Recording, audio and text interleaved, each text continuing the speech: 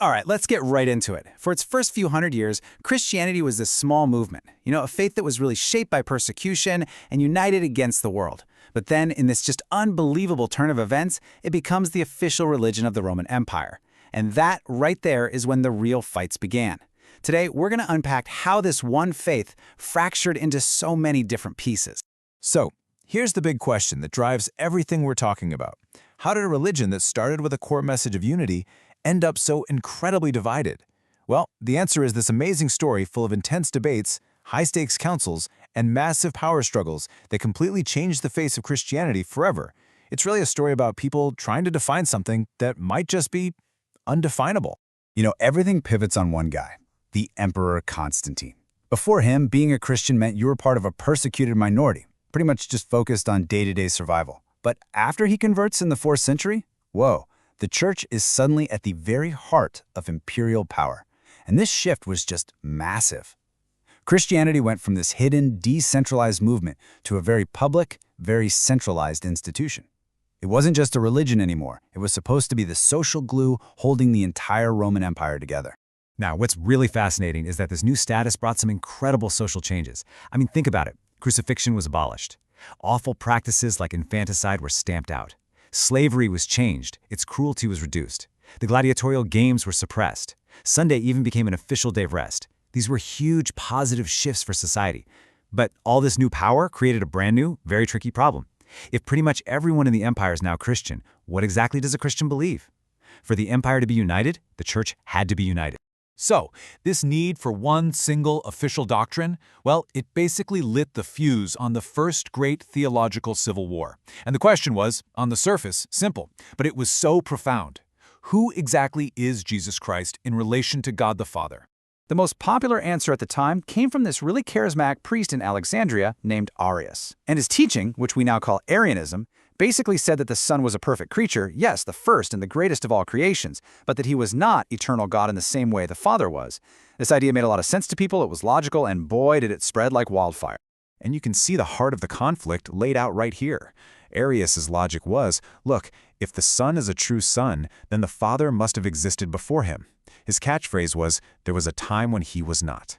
But on the other side, you had Athanasius, who passionately argued that the Son was co-eternal with the Father.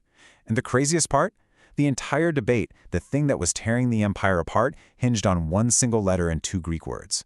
Was the Son homoousios, of the same substance as the Father, or heterousios, of a different substance? One letter. That's it. This theological argument was actually causing riots in the streets, and it was threatening the stability of Constantine's empire. So he did what an emperor does. He called a meeting, a big one. In 325 AD, he brought bishops from all over the known world to a city called Nicaea. And let's be clear, his goal wasn't just about finding theological truth. It was about getting imperial peace. He needed one answer, one official doctrine, once and for all. So the council makes its decision, and it comes down firmly on the side of Athanasius. They write what we now call the Nicene Creed, a statement of faith declaring Christ was begotten, not made, of one substance. There's that word homoousios, with the Father. Arianism was officially condemned as heresy. But here's the thing, this solution didn't really end the arguments. In fact, by defining the Son as fully God, it kicked open the door to an even more complicated question. Right, so they solved one problem, but in doing so, they created an even thornier one. If Jesus Christ is fully divine, 100% God, then what about his humanity? How can one person be both truly God and truly man at the exact same time? This question, well, this one would lead to the next great fracture. So, you had these 2 major centers of Christian thought that dominated the debate, and they came at the problem from completely opposite directions. On one hand, you had the Alexandrian school. They started with Christ's divinity and really focused on the profound unity of his person. They saw the Word made flesh. Then, on the other hand, you had the Antiochian school. They started with his humanity, and they emphasized the clear distinction between his divine and human natures. They saw the Word and man. Both sides were trying to be faithful to the scriptures, but, their different starting points put them on a collision course. And the flashpoint for that collision? It was a single word, a title for the Virgin Mary, Theotokos. This was the term championed by the Alexandrian school, and it literally means God-bearer or Mother of God. For them, this title was absolutely essential. It was a clear defense of Christ's full divinity. The logic was simple. If Mary's son is God, then she has to be the Mother of God. But for Nestorius, who was the patriarch of Constantinople and came from that Antiochene school of thought, this was really dangerous. He worried that the term Theotokos just blurred the lines too much, that it made it seem like the eternal God had a human mother. He argued that Mary was the mother of Christ's humanity, not his divinity. So he proposed a compromise, Christotokos, or Christ-bearer. And that one word, it sparked an absolute imperial firestorm. So why did this matter so much? I mean, why get so worked up over one word? This quote from Gregory of Nazianzus really gets to the heart of it. For theologians like Cyril of Alexandria, this wasn't just a debate about titles, it was about salvation itself. The thinking was this: for humanity to be saved, Christ had to be fully human. He had to assume our complete nature in order to heal it. So if you diminish his humanity or if you diminish his divinity, you break that bridge between God and us, and salvation becomes impossible. The stakes were incredibly high. So, what do? You call another council. Another massive effort was made to craft a definition that everyone, finally, could agree on. But this attempt at creating unity would, ironically, cause the very first permanent split in the Christian church. And so, in the year 451 AD, at the Council of Chalcedon, theologians hammered out one of the most carefully worded phrases in all of history. Christ, they said, is one person who exists in two natures. And then they used these four powerful words to try and hold everything in balance. The two natures exist without confusion, without change, without division, and without separation. It was truly a masterpiece of theological compromise. But it failed. That little phrase, in two natures, was just a step too far for the Alexandrian tradition.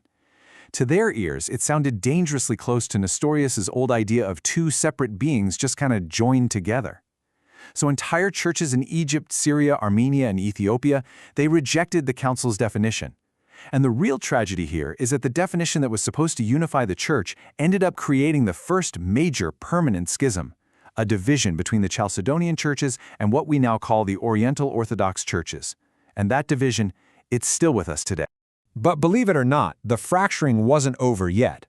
While the eastern part of the empire was totally consumed by these debates about Christ's nature, a totally different kind of division was slowly growing. This one was between the two great centers of the Chalcidian world, the Latin-speaking West with its center in Rome, and the Greek-speaking East, centered in Constantinople. You see, the final break between East and West in 1054 didn't just happen overnight. Not at all. It was really the end of a long, slow process of drifting apart over centuries. You can see the fault lines forming right here on this timeline.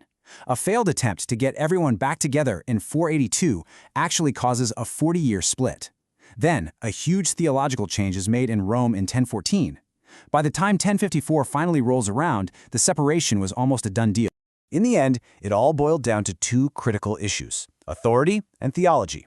First up, authority. Over time, Rome became to assert that the Pope had universal primacy, universal jurisdiction over the entire church. But the East just didn't see it that way. For them, the Pope was the first among equals, deserving of great honor, sure, but not supreme power. And second, theology.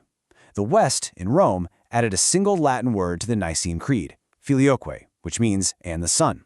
So now it said the Holy Spirit proceeds from the Father and the Son. For the East, this was a huge problem. It was an unauthorized change to a universal creed, and they believed it fundamentally messed with the doctrine of the Trinity. And so, we come to the great irony of this whole story. Every single attempt to enforce perfect, universal doctrinal unity ultimately failed. By tangling up these incredibly complex theological debates with imperial power, each solution just ended up creating new, deeper, and more permanent fractures. A quest for one single voice resulted in a chorus of many. Which leaves us with this final, kind of lingering question. Because this isn't just ancient history, right? It's a pattern we see over and over again. When the incredible passion of deeply held belief gets mixed up with the gears of political power, is division the inevitable outcome?